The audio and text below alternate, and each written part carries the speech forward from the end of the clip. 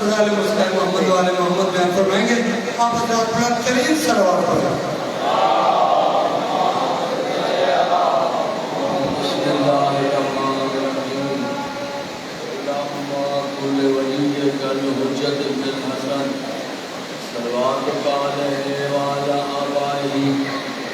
هذه الساعة وفي كل ساعة وليا وحافظا وقائدا وناصرا ودليلا وعينا حتى تسكنه أرزق طوعا وتمتعه فيها طويلا يا رب محمد وآل محمد صل على محمد وآل محمد وعجل فرج آل محمد اللهم صل على محمد ما شاء الله لا حول ولا قوة إلا بالله العلي العظيم. أعوذ بالله من الشيطان الرجيم. بسم الله الرحمن الرحيم. الحمد لله الذي هدانا لهذا وما كنا لنهتدي لولا أن هدانا الله. لقد جاءت رسل ربنا بالحق والصلاة والسلام على رسوله الثقلين محبوب رب المغربين والمشرقين جد الحسن والحسين بالقاسم محمد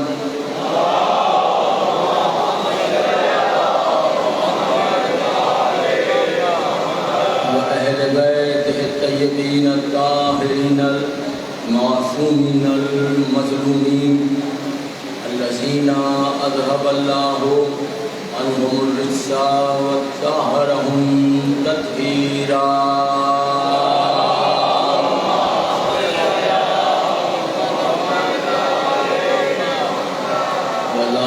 الله على أعدائهم أجمعين من يوم هذا إلى يوم الدين. أما بعد فقد قال الله تعالى في كتابه المبين وخطابه المتين قوله الحق. بسم الله الرحمن الرحيم.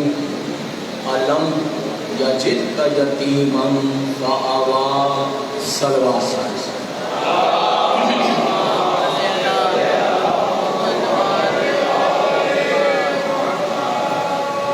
انتہائی واجب الاحترام سامعین، ماشاءاللہ الحمدللہ بتائید معصومہ عالمین مخدومہ کونین مادر حسنین جگر گوشہ رسول ثقلین فخر مریم و آسیہ و حوا و حاجرہ عصمت اللہ الکبریٰ حجاب اللہ خاتون محشر خاتون قیامت خاتون جنت احسان پاک شہزادی کا کہ یہ عظیم الشان روحانی اور نورانی اشرا جسے تنظیم غلامان شہزادہ علی اکبر علیہ السلام کی جانب سے پھر منعقد کیا گیا، اور حمد ہے پروردگار کی اور شکر ہے ائمہ طاہرین کا اس نورانی اور روحانی اشرے کی سیر وردہ مجالس سے مجھ فقیر کو خطاب کرنے کی عزت حاصل ہو رہی ہے۔ ان دعاؤں کے ساتھ کہ اللہ اس تنظیم کے ہر رکن ہر عہدیدار کو اپنی حفظ و امان میں رکھے، صحت سلامتیاں عطا فرمائے، کہ یہ جو سلسلہ ہے شہزادہ علی اکبر اسلام کے عشرے محرم یہ صبح قیامت تک اسی طرح جاری و ساری ہے۔ میرے برادر عزیز سید شیرازی صاحب، اللہ انہیں سے زندگی عطا فرمائے، شفا کلی عطا فرمائے، سارے ماتی کا شان کیا، اور دعا ہے کہ پوری کائنات کے جس جس گوشے میں امام حسین کے غم گسار آباد ہیں، اللہ سب کی عزت و آبرو، ناموس، جان و مال کی حفاظت فرمائے، اللہ ہمارے وارث کی خیر فرمائے، ہمارے وارث کی آل افطار کی خیر فرمائے، ہمارے وارث کے منتظرین کی خیر فرمائے، اللہ ہمارے وارث کو اذن ظہور عطا فرمائے، اللہ ہمیں اپنے وارث کی معرفت، ان کا عشق عطا فرمائے، ان کی نالین چومنے کا شرف عطا فرمائے۔ ایک اتنی بلند صلوات پڑھیے کہ تمام دعائیں مستجاب۔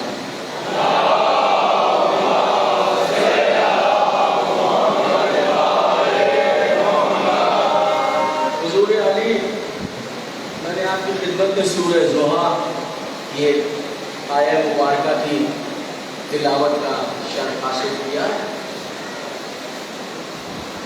اور 3 روز اسی پر گفتگو ہے۔ میری خواہش ہے کہ جہاں تک مجھے پوری دنیا میں ان کیمروں کی وساطت سے دیکھا جا رہا ہے، اور جو جو لوگ دیکھ رہے ہیں، جس جس عقیدے کو دیکھ رہے ہیں، انہیں یہ معلوم ہو سکے عقلی اور نقلی دلائل کے ساتھ کہ اسلام کے دشمن اور رسول اللہ کو پریشان کرنے والے، رسول اللہ کو ساحر کہنے والے، رسول اللہ کی شان میں بے ادبیاں کرنے والے، رسول اللہ کو پتھر مارنے والے، رسول اللہ کو اپنے وطن سے ہجرت پر مجبور کرنے والے، وہ ملعون کافروں کی اولادیں آج سوشل میڈیا پر بیٹھ کر اس کو بھونک رہی ہیں جس میں گود میں مصطفیٰ کو بالا تھا۔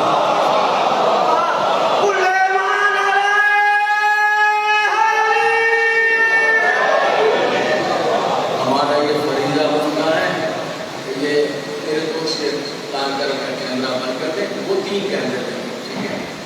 عرض یہ ہے، تو میں نے قرآن کی آیت کا سہارا لیا ہے اور سنی شیعہ سماعت فرما رہے ہیں۔ ارشاد ہو رہا ہے، اللہ اپنے حبیب اپنے احسان کے بارے حبیب کو بتا رہا ہے اپنے احسان۔ قرآن ہے، الم یجدک یتیما فآویٰ، حبیب میں نے تجھے یتیم پایا تھا نا، تو یتیم تھا نا، کیا میں نے تجھے پناہ نہیں دے دی؟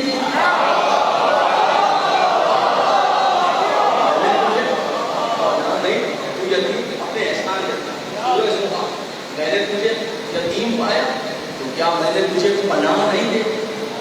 حضور علی شیعہ ہو یا سنی، جن سے جا کر پوچھئے کہ نبی کو پناہ کس نے دی تھی، وہ ایک ہی نام لے گا، حضرت ابو طالب۔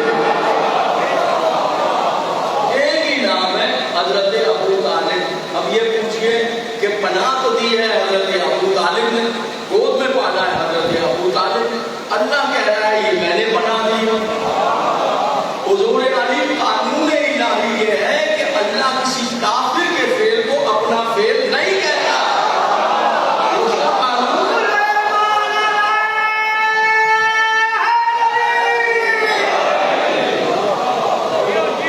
کسی کافر کے فعل کو اپنا فعل نہیں کہتا۔ پالا حضرت ابو طالب نے، پناہ جناب ابو طالب نے دی ہے، وہ کہہ رہے ہیں کہ یہ میں نے پناہ دی ہے، یہ میں نے پناہ دی ہے۔ کچھ تو احساس کیجیے، کچھ تو خیال کیجیے۔ اور آج آپ کھڑے ہو کے کہہ رہے ہیں نہیں، پانا ضرور تھا، بہت زیادہ حفاظت بھی کی تھی، ہر دشمن سے بچایا بھی تھا۔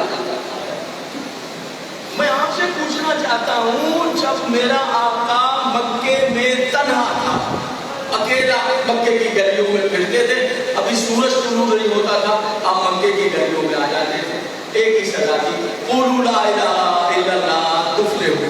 مجھے بتائیے نبی کو دیکھیے تاریخ میں اکیلے ہیں، دائیں آپ کون نظر آ رہا ہے، بائیں طرف کون نظر آ رہا ہے؟ آج جتنے نام آپ لیتے ہیں شوق کے ساتھ اور ان ناموں پر جان دینے کے لیے تیار ہوتے ہیں، میں قرآن کا واسطہ دیتا ہوں، مجھے بتائیے جب رسول کو چاروں طرف سے پتھر مارے جا رہے تھے، ان ناموں میں کوئی تھا یا بچانے والا ابو طالب تھا؟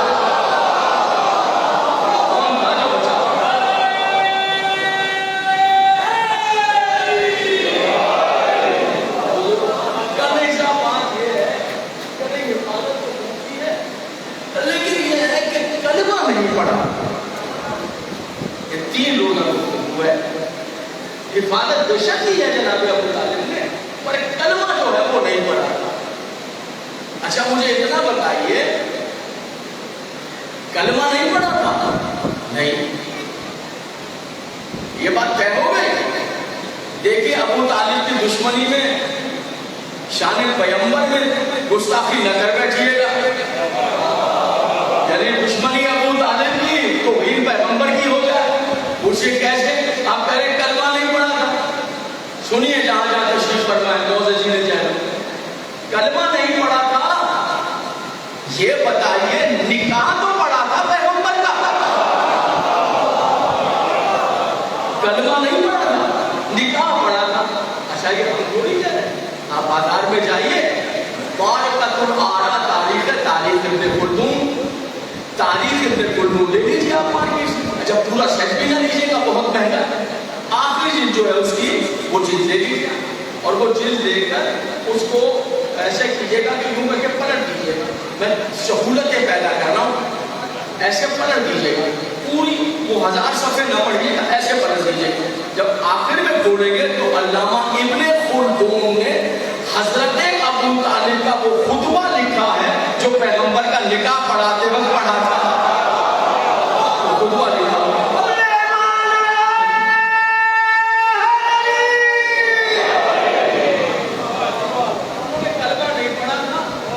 سردار انبیاء کا نکاح پڑھا تھا، تاجدار انبیاء کا نکاح پڑھا تھا، جس کی شریعت صبح قیامت تک جانے والی ہے اس کا نکاح پڑھا تھا۔ کیا کر رہے ہیں؟ ارے کیوں رسوا کر رہے ہیں؟ دیکھیے میری بات سنیے، یہ نکاح معمولی بات نہیں ہے۔ اب یہ علیحدہ بات ہے، اعلان نبوت سے 15 سال پہلے نکاح پڑھا ہے، ابھی اسلام تو آیا ہی نہیں تھا، 25 سال کے تھے پیغمبر۔ اب یہ علیحدہ بات ہے، حضرت ابو طالب نے اس وقت نکاح پڑھا تھا جب زمانے کے ہاں نکاح ہوتے ہی نہیں تھے،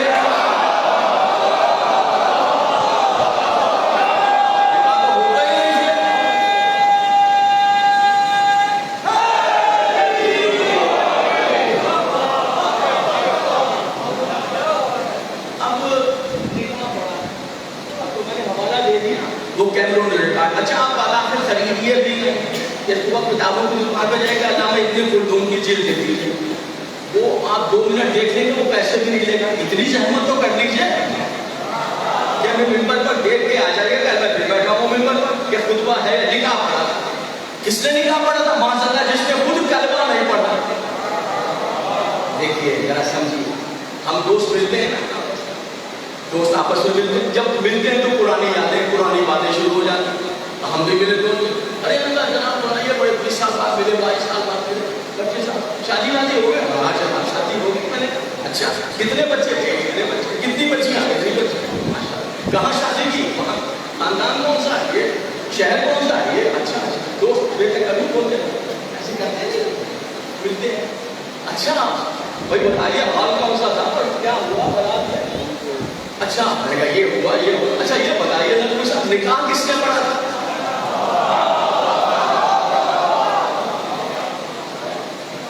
آپ کا نکاح کچھ؟ میں نے کہا میرا نکاح پڑھا تھا پنڈت منگل داس نے، پنڈت منگل داس نے میرا نکاح پڑھا۔ دوست جہاں تھے وہیں سانس جو ہے اوپر کا اوپر اور نیچے کا نیچے۔ کہا جناب آئندہ آپ کے ساتھ نہ کھائیں گے نہ پیئیں گے، آپ کے برتن علیحدہ اور ہمارے علیحدہ۔ میں نے کہا میں نے ایسا کیا کیا کہ آپ برتن نہ کیے دے رہے ہیں؟ کہنے لگے جناب آپ ہاتھ لگا لیں نجس ہو جائے. میں نے کہا کیا ہوا؟ ارے آپ نے دین برباد کر دیا, آپ نے ناک کٹوا دی, نسلیں برباد ہو گئی.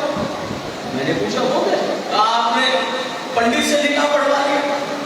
پنڈت سے نکاح پڑھایا تو ناک کٹ کے رہ گئی, دین برباد ہو گیا, نجات نہیں ہو سکتی, نسلیں برباد ہو گئی.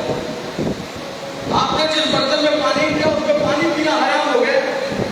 ارے خطا کیا ہے؟ خطا ارے ایسی ویسی خطا کہ آپ نے نکاح جو ہے وہ ہندو پنڈت سے پڑھوا دیا, کافر سے نکاح پڑھوا دیا, آپ کو تو دین ہی برباد ہو گیا. بس اتنا بتا دیجیے, مجھ ایسا چھوٹا سا مسلمان اگر پنڈت سے نکاح پڑھوا لے تو دین برباد ہو جاتا ہے, اور تاجدار انبیاء کا نکاح اگر کافر کر دے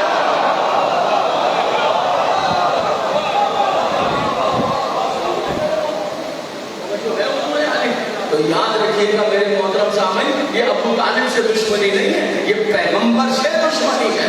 اور جو نکاح پڑھا ہے تو وہ خطبہ ابن خلدون نے کئی تاریخوں میں, ابن خلدون مارکیٹ کی میں بڑی تاریخ ہے اس کا نام دے, وہ لکھا ہوا خطبہ موجود ہے کہ نکاح کی محفل میں حضرت ابو طالب نے کیا پڑھا تھا, خطبہ کیا تھا. اور سنیے خطبے کا آغاز کیا, دونوں طرف کے لوگ موجود ہیں, ورقہ بن نوفل کا خاندان ہے, حضرت خویلد کا خاندان ہے, جناب خدیجہ الکبریٰ وہ شہزادی ہے جس کو پورا عرب طاہرہ کے لقب سے یاد کرتا ہے. یاد رکھیے حضور علی شراب کے دور میں شراب نہ پینے والا خاندان, جوئے کے دور میں جوئے سے نفرت کرنے والا خاندان, سود کے دور میں سود نہ کھانے والا خاندان, حرام سے بچنے والے, حلال اختیار کرنے والے, بتوں سے دور رہنے والے, حضرت ابراہیم علیہ السلام کی شریعت پر عمل کر کے نبی آخر کا انتظار کرنے والا گھرانہ.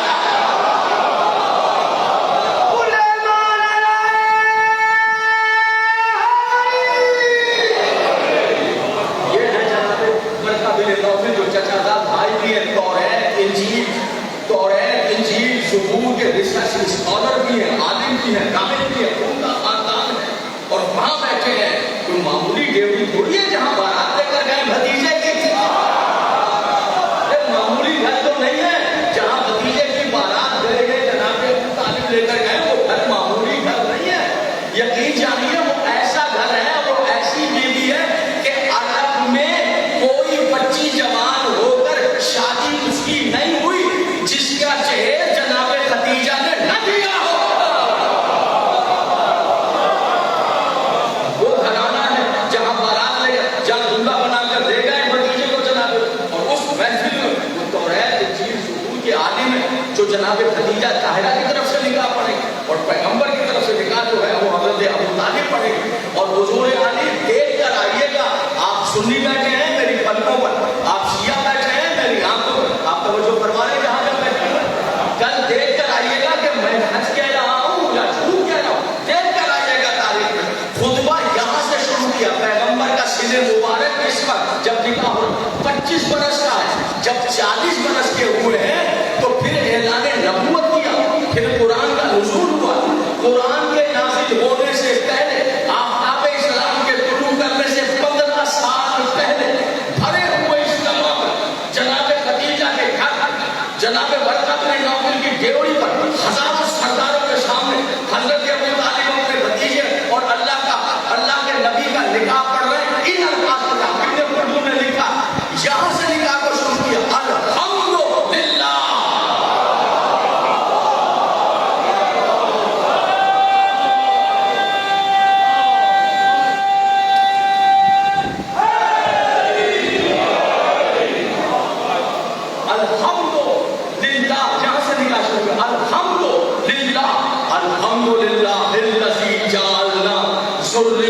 ابراہیم و اسماعیل, اللہ کی حمد ہے جس نے ہمیں ابراہیم اور اسماعیل کی اولاد میں پیدا کیا.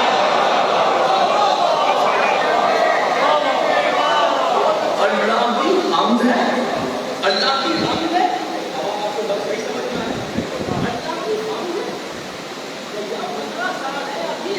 نبوت کرنے میں پھر قرآن کا نزول ہو, پہلے الحمدللہ الذی جعل ذریۃ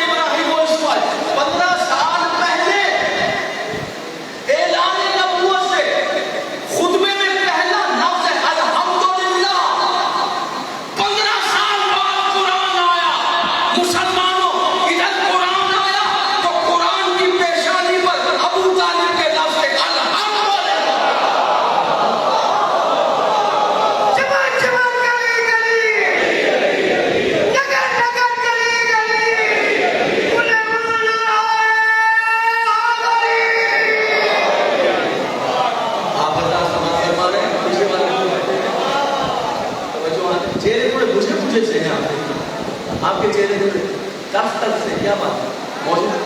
موضوع پسند نہیں؟ ایسے چہرے پہ رونق آنی چاہیے. یہ تو ذکر علی کے بابا کا ہے.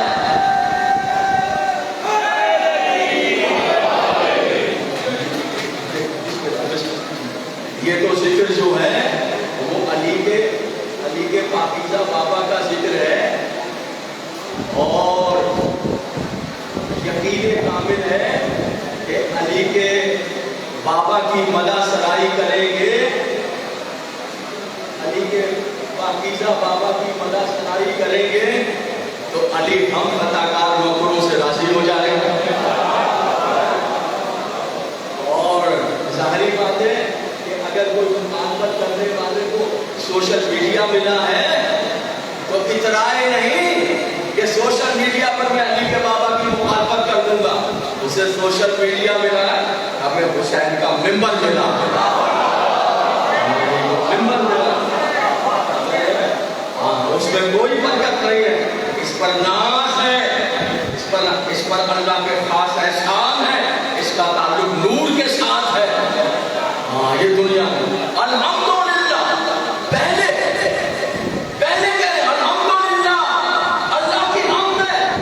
قرآن آیا تو اوپر کوئی لفظ ہے, 15 سال بعد آیا قرآن. پہلے جناب ابو طالب نے کہا.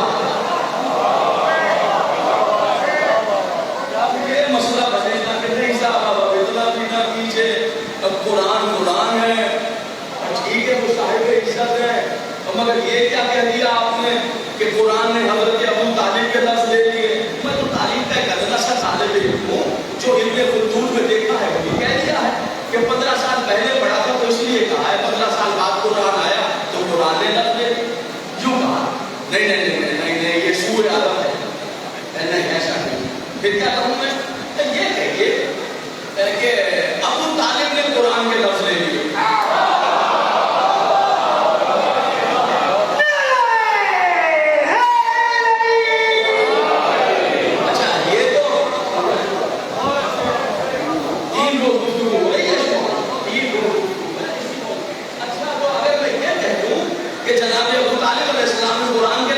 پھر تو سوء ادب نہیں ہے, نہیں پھر سوء ادب نہیں ہے, پھر ادب کیا ہے؟ پھر مجھے اتنا بتا دیجیے, قرآن تو ابھی نازل نہیں ہوا, کوئی قرآن تو پڑھا ہی نہیں گیا, قرآن تو ہے ہی نہیں, تو جناب ابو طالب نے قرآن کے لفظ کیسے دیے؟ سمجھ نہیں رہے ہیں. قرآن نازل نہیں ہوا نا, تو 15 سال بعد مگر لوہے محفوظ پر تو ہے نا,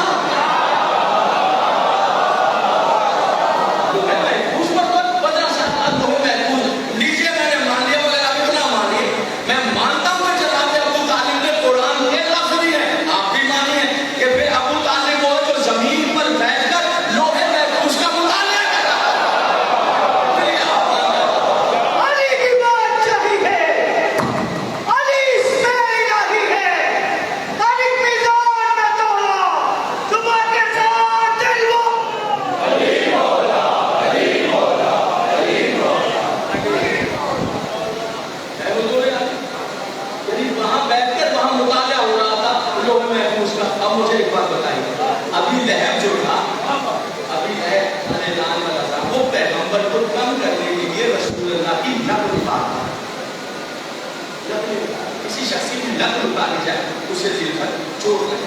اس لیے ہمارے یہاں یہ کہا گیا کہ کسی شخص میں اگر کوئی ہے ہو اس کی نظر نہ اتارنا کہ اس کا دل ٹوٹے گا. جو دل ٹوٹ جائے اس دل میں اللہ آ جاتا ہے, خدا خود اس دل کو سنبھال لیتا ہے. تو وہ کیسے نظر اتارتا تھا؟ ہمارے رسول اللہ جب چلتے تھے نوجوان بچے تو ہماری طرح نہیں چلتے تھے. ہم ایسے چلتے ہاتھوں کو یوں کرتے چلتے ہیں, اس کیوں چلتے ہیں؟ نہیں, رسول ایسے نہیں چلتے. رسول اللہ ہاتھوں کو یہاں رکھتے تھے, ادھر رکھنا چاہتے جیسے مومن نماز میں کھڑا ہوتا ہے.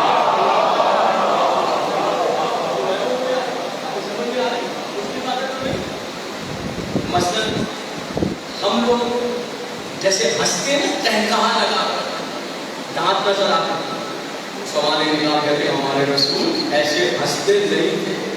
جب بہت بڑی خوشی کی بات ہوتی تھی فتبسما, تو بس ہلکا سا تبسم ہونٹوں پر آتا. اس کے ہونٹوں پر تبسم آتا تھا اور کائنات کو حیات میسر آ جاتی تھی. اس کے ہونٹوں پر تبسم آتا تھا اور گلشن میں بہار آ جاتی تھی. اس طرح نہیں ہنستے تھے کہ دندان مبارک ظاہر ہوتے، دانت نہیں ظاہر. ہم تو ہنستے تو پھر بھی لا کے دانت ہوتے ہیں. ایسے نہیں ہنستے. کھانا بھی ایسے نہیں کھاتے تھے جیسے ہم کھاتے، چلتے بھی ایسے نہیں تھے جیسے ہم، ہنستے بھی ایسے نہیں تھے جیسے ہم. بھیا ہنستے بھی ایسے نہیں تھے جیسے ہم ہنستے ہیں. سمانے نہیں کھاتے تھے، چلتے بھی ایسے نہیں تھے جیسے ہم چلتے ہیں، کھاتے بھی ایسے نہیں تھے جیسے ہم کھاتے. تو پھر ہم جیسے کیسے ہو گئے یہ تو بتائیے ذرا.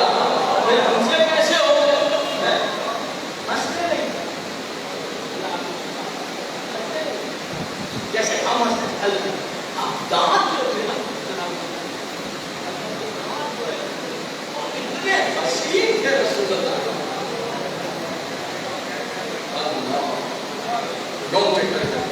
اتنے حسین دانت تھے کہ صحابہ ترستے.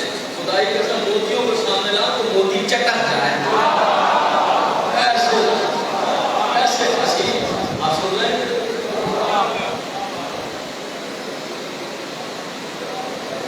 صحابہ ترستے تھے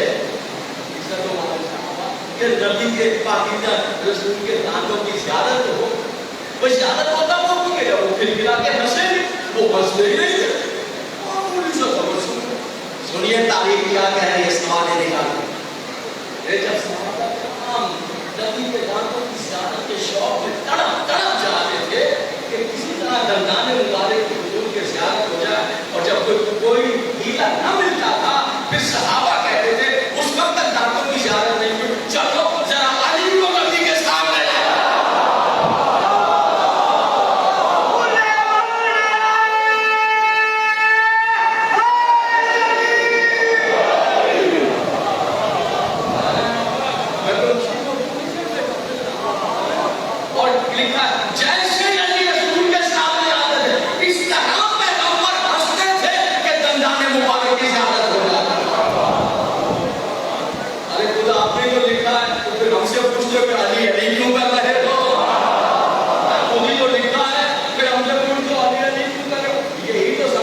نبی کو خوش کر دینے کا. تو آپ ایسے نہیں چلتے تھے جیسے ہم چلتے ہیں. آپ کو ایسے ایسے کر کے ہم چلتے ہیں. آپ جب چلتے تھے تو ادھر ہاتھ رکھتے تھے اور لکھا اس طرح چال تھی سرکار کی کہ جیسے یا تو پہاڑی پہ چڑھ رہے ہیں یا ڈھلان سے اتر رہے ہیں. ادھر جب تبلیغ کرتے کرتے خانہ کعبہ کے پاس سے گزرتے تھے تو وہاں مکے کے کافر سردار بیٹھے ہوتے تھے، وہ تیسوں کا شکوت لگے ہوتے تھے. ابھی لہر کیا کرتا تھا کہ اٹھ کر چلتا اور چل کر پیغمبر کے پیچھے پیچھے چلنے لگتا اور دونوں ہاتھ پیغمبر کی طرح معاذ اللہ یہاں رکھ کے نقل اتارتا. آپ سمجھ تو جاتے ہیں. اور وہ جو دوسرے بیٹھے ہوتے تھے سردار وہ تالیاں بجا بجا کر ہنستے مذاق کرتے تاکہ ان کو تکلیف ہو. میں پہلے ایک شامل سے توجہ چاہتا ہوں کہ نئی راہوں پر کہ نئی چہر پر لے کر جانے کی کوشش کر رہا ہوں. ہنستے ابھی ایک مرتبہ کیا ہوا کہ آپ جا رہے تھے. اچھا آپ جا رہے تھے تو رحمت ملک تو رحمت ملک پیچھے پیچھے چلتا ہے. سامنے سے یکا یک حضرت ابو طالب آئے.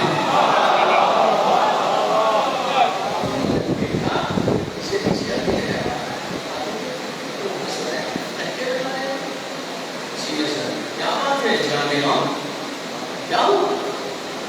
پھر میں رحمت رحمت نہیں چاچا کچھ بھی نہیں.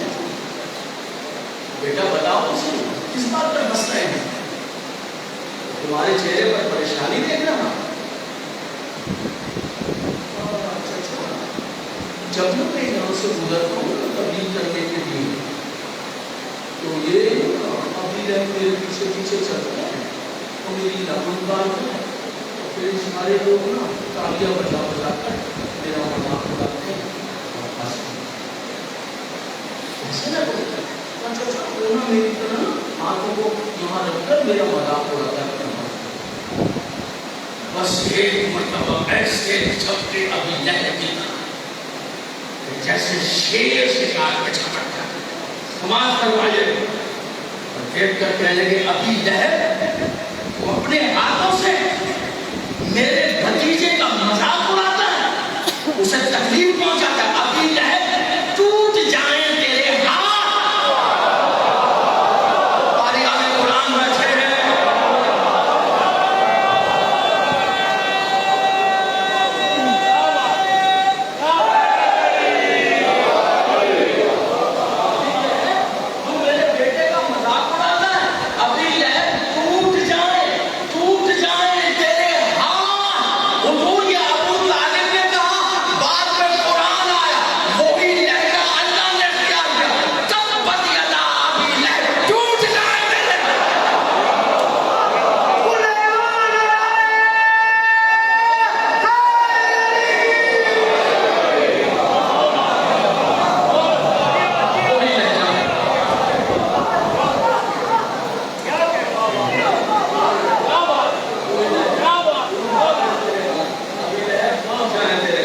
سنیے گا حضور توجہات بیٹھے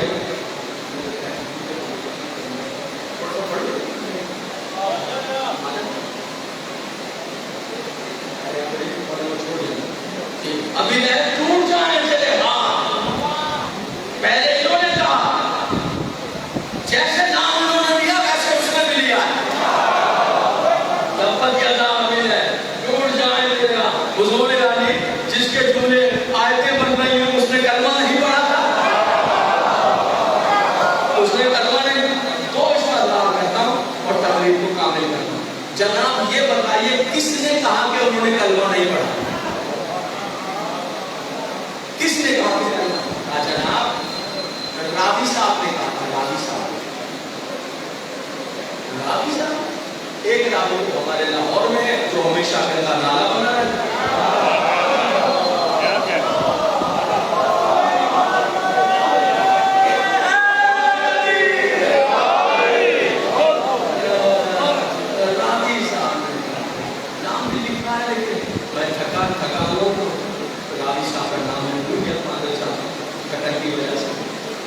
مجھے اتنا یاد ہے یہ راوی صاحب ہمیشہ اپنے پاس ایک جانور رکھتے تھے.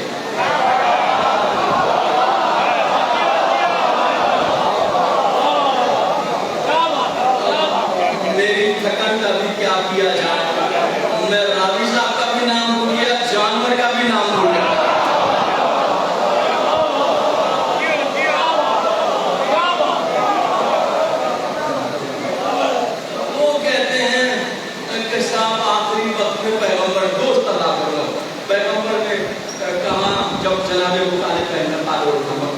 چچا کلمہ پڑھ لیجیے تو پیغمبر نے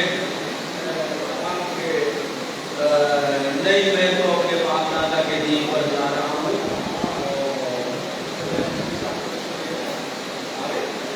تو میں پڑھیں گے انشاءاللہ بس میں دوست اللہ کر کے لکھتا ہوں.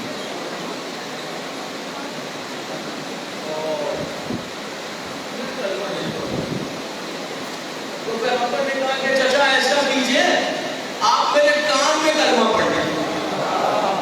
پھر راوی صاحب کہتے ہیں کہ کان میں بھی کلمہ نہیں پڑھا. راوی صاحب نے کیا کہنے راوی صاحب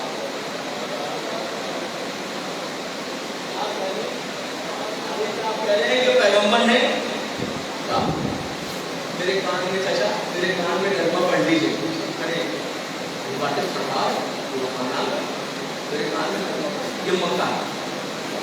پھر راوی صاحب کہتے ہیں کہ کان میں بھی کلمہ نہیں پڑھا. راوی صاحب میں آپ سے کہوں بھیا اگر میرے پاس آئے گا بیٹا میں تجھ سے ایک بات کہنی آپ کا کان میں کہنی آپ بھی سمجھ جائیں گے سارے احباب سمجھ جائیں گے. کوئی ایسی بات کرنا چاہتے ہیں جو کوئی دوسرا نہ سنے. کان میں کرنی ان کا کان ہے ان کے منہ ان کا کان یہ دوسرا کام راوی تک کہاں جا کے وہاں لگ رہے ہیں. راوی صاحب، ہمارے راوی صاحب آپ کی قوت سماعت کے کیا کہنے، آپ کی سننے کی طاقت کے کیا کہنے. سننے پر آئے تو نبی نے کان میں کیا کہا وہ بھی سن لیتے ہیں، بہرے ہو جائے تو غدیر کے میدان میں کیا کہا.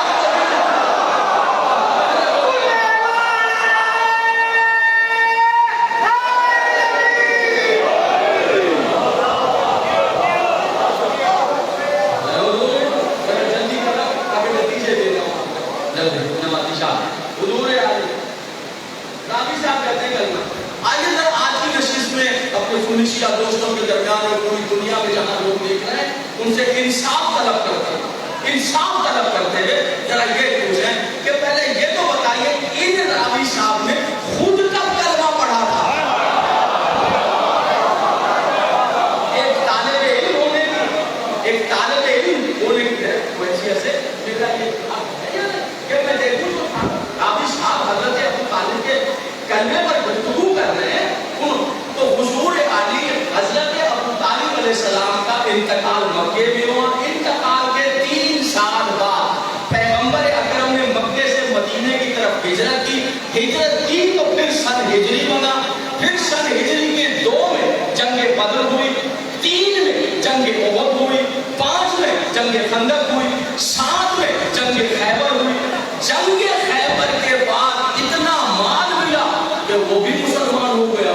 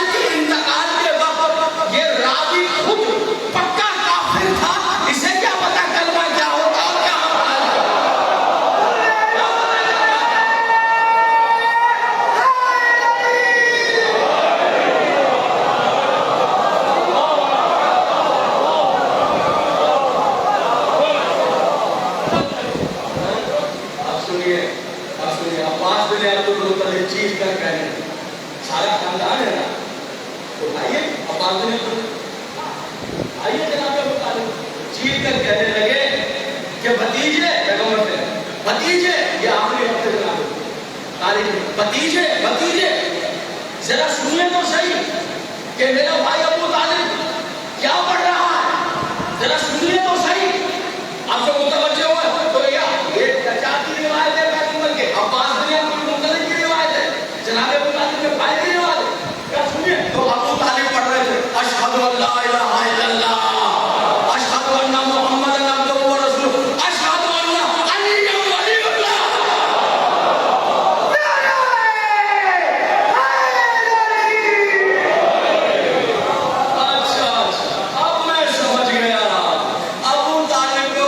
کس لیے کہا گیا ہے؟ وہی ہے جس وجہ سے ہمیں کہا جا رہا ہے. ابو طالب سے چڑ نہیں ہے، چڑ لباس سے جاتے جاتے ولایت علی کا اعلان کر گیا.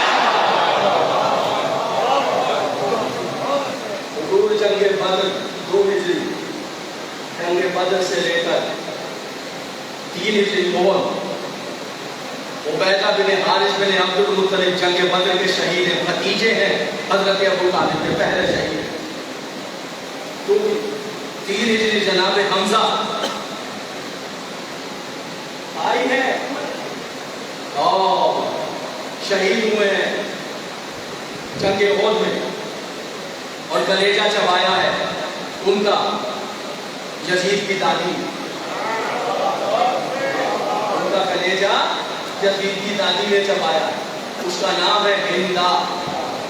یزید کی بیوی کے نام کے ساتھ بھی ہندا لگا دیتے، اس کا نام ہندا نہیں ہے، وہ مدینے میں اہل بیت کی کنیز تھی، اس کا نام ہے ہند۔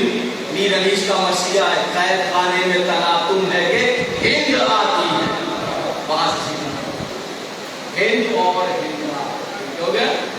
ہندا لقب ہے مشہور جگر خارا۔ جناب سیدہ زینب صلوات اللہ علیہ نے یزید سے کہا تھا میں تجھ سے کیا توقع کروں، کیا توقع کروں، اے کلیجہ چبانے والی کی اولاد۔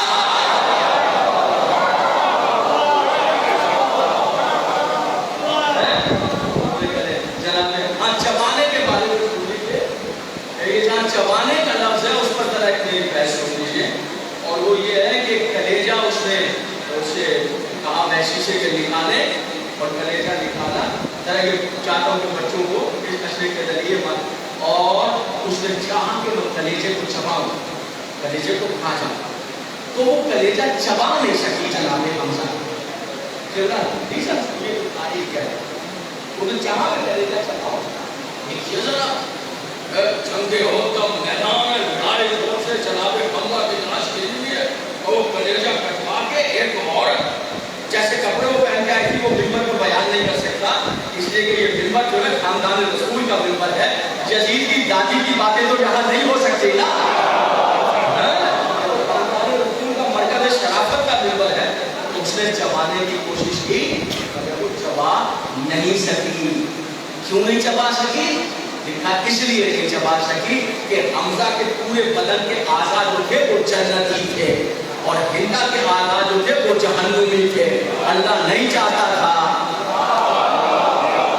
کہ جنتی کا کوئی بدن کا ٹکڑا جہنمی کے بدن میں چلا جائے، پھر اللہ نے جو ہے معاوضہ کیا، اور وہ چبانے کے لیے جیسے اس نے بائٹ دیا، عورت بیٹھی کلیجہ خون سے بڑا ہے، 1000 گائنوں کی ایک گائن ہے، 1000 چوڑیلوں کی ایک چوڑیل ہے، یزید کی دادی کیسی بیٹھی ہے کلیجہ چبا رہی ہے۔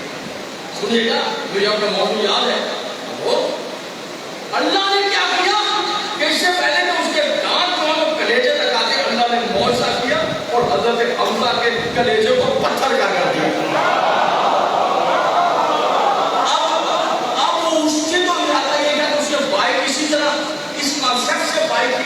کہ یہ کلیجہ ملائم وہ تھا پتھر، مثال کے طور پہ آپ بائٹ لیں کیلے کے لیے تو کنسیپٹ اور ہو، کیلے کو بائٹ کریں کنسیپٹ، اور آپ اخروٹ کو بائٹ کریں، آپ کیلے کو بائٹ کریں وہ اخروٹ نکل آئے، اور ہے اس نے بائٹ کیا کلیجے کو، وہ تھا پتھر کا، جیسے ہی بائٹ کیا تو فوراً ہندا کے دانت ٹوٹ کر گر گئے۔ ابو طالب کے پاکیزہ بھائی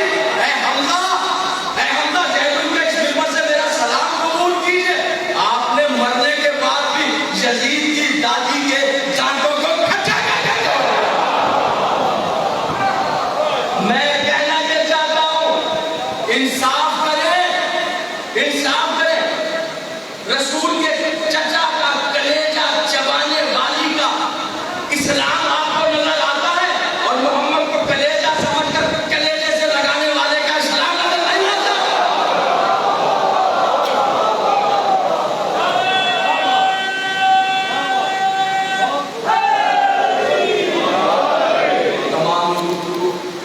یہی سے بات آگے بڑھے گی، بس اتنا کہنا ہے، بدر سے لے کر کربلا، کربلا سے لے کر میرے یاد امام کی شہادت تک، جب بھی اسلام میں برا وقت آئے خون ابو طالب کا ہی کام ہے، چیلنج ہے خون ابو طالب کا۔ اتنا کہہ کر گزر جاؤں تو احباب کو شکایت ہوگی کہ نہیں بات آپ نے کامل نہیں کی، فقط خون نہیں، ابو طالب کی بیٹیوں اور پوتریوں کے چادریں بھی لی گئیں۔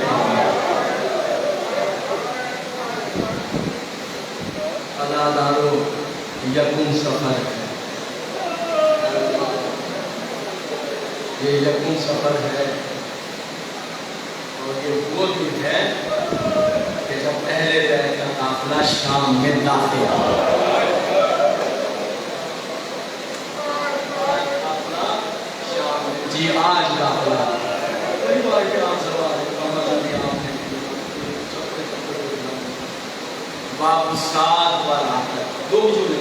سب گیا باپ ساتھ کا رہا ہے جو کربلا سے چلی تھی پاک شہزادی بھائی سے کہہ دیا آدھے جی شاہدو دیکھ نہ گھبرانا حسین ایک منزل پر بتاؤں گی ایک جگہ پر جب آپ ساتھ سے اندر کا منظر دیکھا جو بیان کروں تو کلیجہ پھٹتا ہے بس سوچ لیجیے ہندا کے پودے کا دربار ہے اور ابو طالب کی پاکیزہ پوتی آنے یہ فتح کرنے آ رہی ہے ابو طالب کی پوتی وہ جگر کارا کی اور تو دیکھا دیکھ کر بیٹھ کہا آگے بڑھیے کہا میں دربار میں نہیں جاؤں میں دربار میں نہیں جاؤں کہا اٹھیے دربار میں جانا ہے کہا میں چلیے پیشیے کہا میں نہیں جاؤں کچھ طرف ہوئے لشکر کے سپاہی تو علی کی بیٹی کا لہجہ بدلا اور کہا کیا سمجھتے ہو عباس کی تحریر دیکھتی ہوں کس میں ضرورت ہے مجھے دربار لے کر جائے اب آسمان ایک نیا منظر دیکھ رہا ہے چشم فلک عجب منظر دیکھ رہی ہے کہتی ہے دیکھتی ہوں کس میں ضرورت ہے وہ کہ رسن سے ہاتھ بندھے میں دیکھتی ہوں کس میں ضرورت ہے مجھے دربار میں لے کر جائے اداداروں جب لشکر آگا سمجھ گئے کہ اب علی کی شہزادی کے تیور اور ہیں وہ بظاہر بیٹی ہے علی کی لیکن اب علی بننے کو تیار ہے اب فاتح خیبر بننے کو تیار ہے تو وہ پلٹے اور وہاں آئے جہاں مظلوم تو گلے میں پہن کر کھڑا ہوا اور جہاں بیڑیاں باندھے کھڑا اداداروں کچھ اس انداز سے گفتگو کی سجاد کی پشت پر خون کے فوارے اٹھے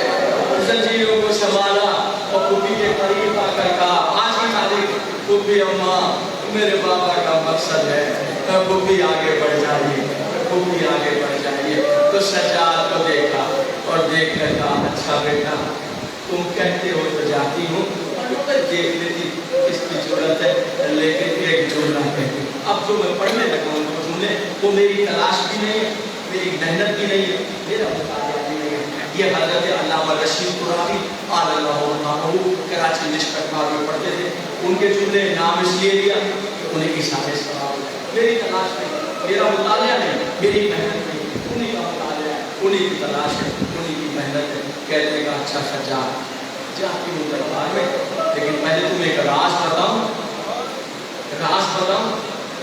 ارشاد کیجیے کو بھی عمر کہا بیٹا یہ وہ راز ہے جو میں نے آج تک کسی کو نہیں بتایا کیا راز کہا بیٹا جب 40 ہجری بابا دنیا سے جا رہے تھے تو سب سے بابا نے ملاقاتیں کی اور یہ راز سب سے ترابشہ پڑھتے تھے اور تمبو اکھڑ جاتے تھے اور دیواروں ڈوب جانا اتنا مسئلہ تھا یہ دو کہ مرتبہ جب سب سے رخصت ہوئے بابا 40 ہجری تو پھر بابا نے آخری بات مجھے بلا کر بابا نے میرے سر کو اپنے سینے پر رکھا اور بابا نے اوپر چادر اوڑھی میرے سر کو سینے پر رکھ کے کہا باپ کی جان ایک راز بتاؤں میں کہا سچ پہ بابا بیٹی میں علی جانتا ہوں کربلا سے لے کر شام تک تیرے قدم نہیں رکے